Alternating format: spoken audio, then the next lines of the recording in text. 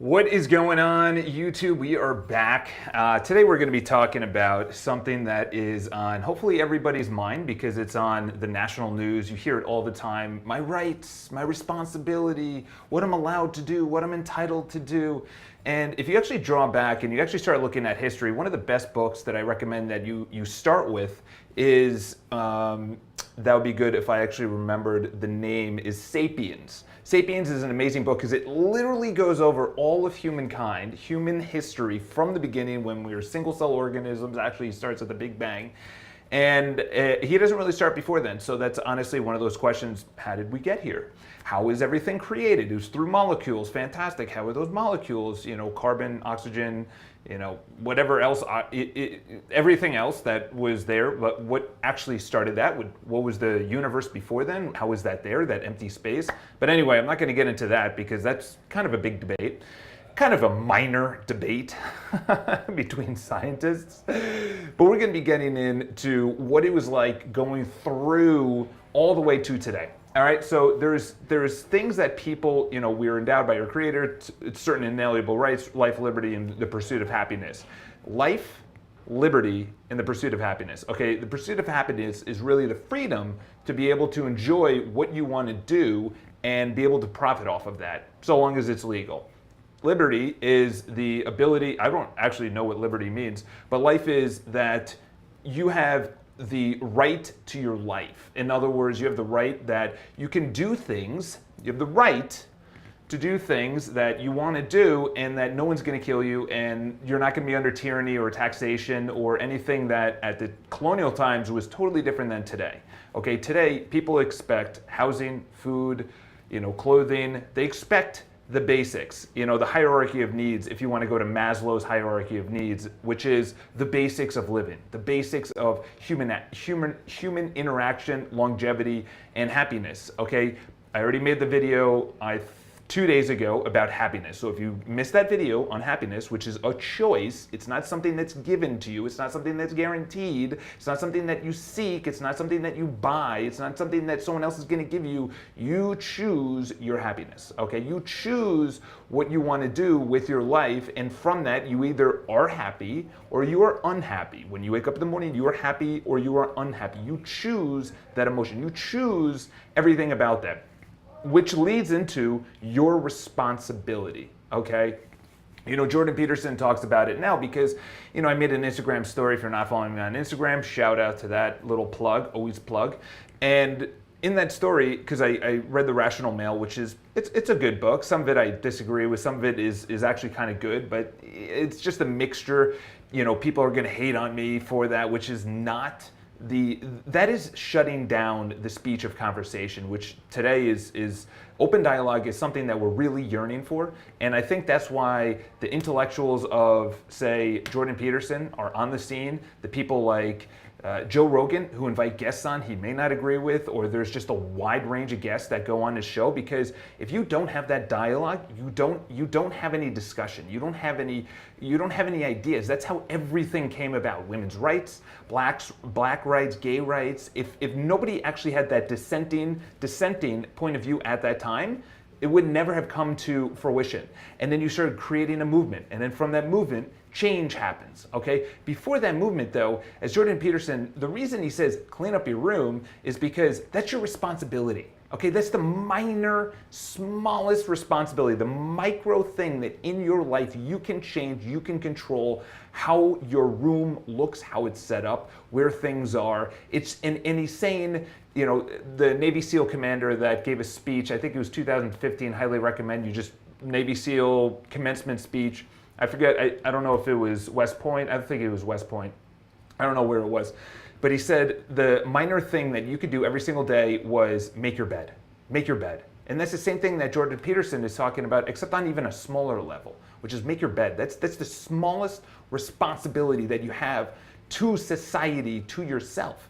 And as Jordan Peterson talked about, he said, you don't have a right to change the world if your world is a mess. If you have your world in alignment with your values, your morals, your ethics, your ability to actually then influence people is a lot greater because we believe you. You're not going to be a fraud. You're not going to be called out. There's an imposter syndrome that someone was talking about. It's one of the biggest things that people are going to be found out that they eat sugar in their fitness model, or they're preaching how much money they have, but they don't have anything, or they're taking selfies by a car. It's really just that insecurity. That's why a lot of people like Gary Vaynerchuk are coming out there and like, this is who I am. I'm raw, I'm real. You can see everything you could see my business. It's real. Grant Cardone. Here's my real business of 150 employees. Tom Ferry, who's a real estate coach. Here's my business of 200 coaches. I host an event, 5,000 people go to it. That's real, tangible things we can see.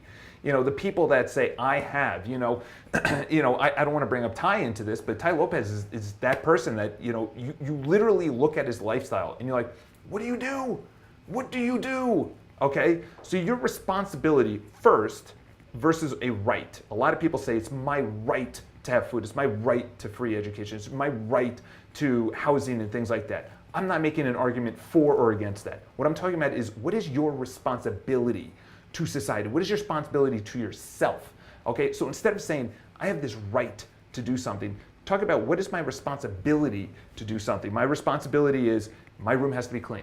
My wealth has to be in order. My body has to be in order. My mindset. And I'm not saying on a macro level. I'm not saying on a high level. I'm not saying on a competing level. I'm saying on a small level, which is if you're not cleaning your room's a mess, your finances are a mess, your body's out of shape and everything else, how are you telling me to do something? I'll give you the perfect example. Tom Bayou, I still don't know how to say his name, but he had a guest on recently. He was talking about the benefits of fasting. Okay, the benefits of fasting. And this person that was on there was obese. They were talking about the benefits of like health. And you're looking at this person and you're saying, how do you have the ability to tell me if you don't have your stuff in order? It's not a right to tell me, okay? The comments reflected that. The positive versus negative on that video reflected that. People smell that. Okay, so your responsibility, there's no right that someone's going to work with you because you're in real estate. There's no right that you should have healthy food in your neighborhood. Go seek it out. Go to the supermarket and make it. There is a clear definition of the people that take full accountability, full responsibility, and those that feel that they have a right to something. And I'm not saying the basic rights, which are in the Constitution or in any legislation after that. I'm not talking about that's sociological. I'm not, that's political. I'm not talking about that. I'm talking about what is your pure responsibility to be a human here on earth through yourself, through your family, through your community, through your society, through your nation, through the world. Okay, if you can't reflect your values and morals and ethics on the world if you don't have your shit straight, okay? So how do you get your shit straight? Okay, that's number one right now. Number one is what area is going to vastly improve what you want in your life, okay? Vastly improve, last year I've talked about it, was my health.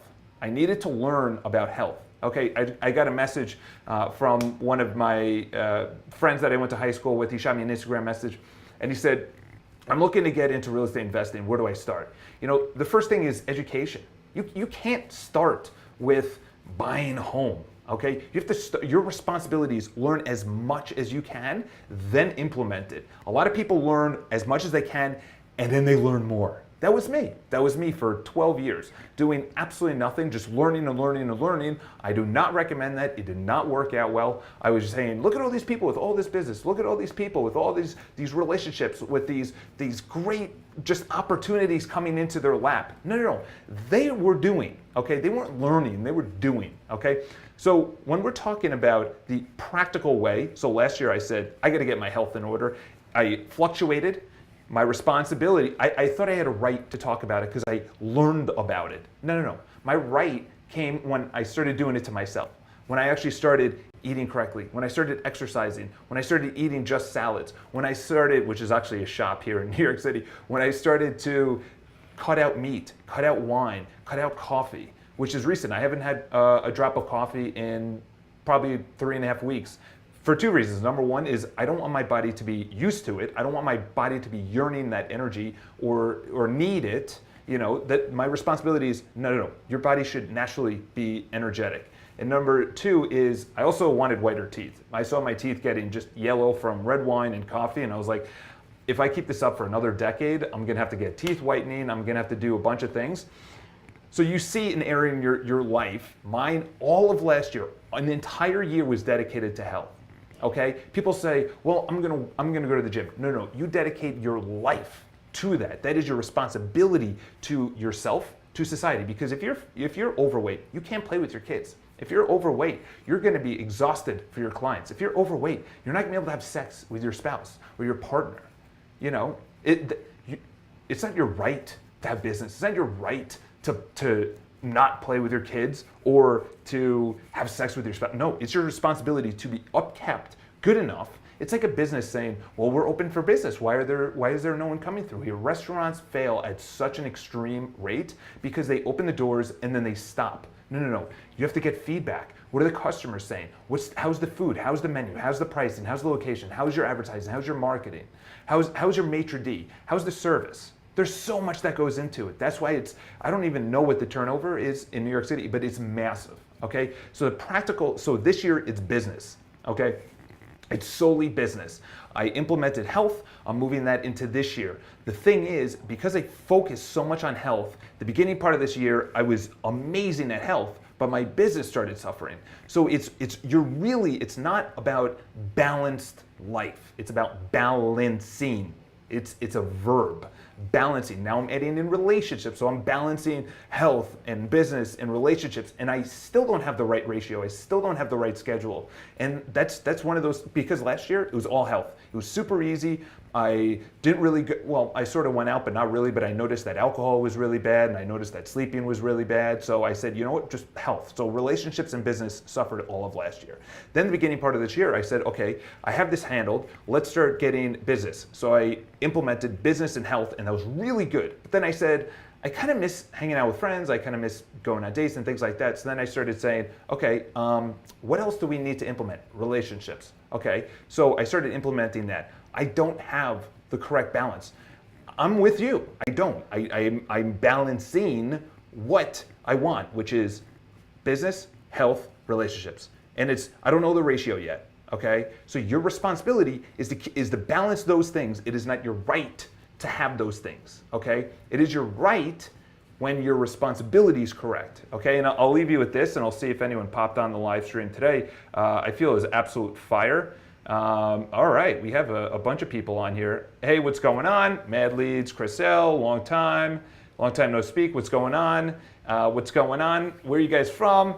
So I'm going to leave you with this. It's actually kind of funny. In the 1990s, there was a show called Jenny Jones. Jenny Jones was, she was you had Montel, you had Jenny Jones, you had Springer, you had all these talk shows. It was like the real reality before the reality TV, before the Kardashians. And it was just real people talking about things. Because before then, it was all about sitcoms and late night shows. That was the only time you had real people, but those were celebrities. Those weren't real people. So when Springer came along, he obviously changed a lot of things. But Jenny Jones had this segment. It was called Geek to Chic. So they were a geek in high school. They had the glasses. They were ugly. They dressed like shit. And then now they're 28, 10 years later, and they were bullied through high school and everything else. And they brought the bully back on. They said, oh, do you remember Christy? Christy was overweight. She had glasses. She had acne. And then they bring Christy back on. And Christy has been working on her body, her acne, her life for 10 years, and then she comes back on, she's flaunting it, the crowd goes crazy, and the bully is like, oh my God, I can't believe that. And she walks out, I'm proud and everything else. And it was funny, this person in the audience said something very interesting. They said that, because this is the first time that spandex was coming out. And it was, before that, gym clothes was just shorts. There wasn't really tight fitting and sweat absorption. That wasn't even a thing. There was no technology behind clothing and gym outfits and everything else. So someone in the audience said something very interesting. They said, with spandex, it is not a right, it is a, how did they say? In other words, it's not your right to wear spandex. Because if you're grossly overweight, it's like, really, you're wearing spandex, you're going, like, I understand they said it's not a right, it is a, they said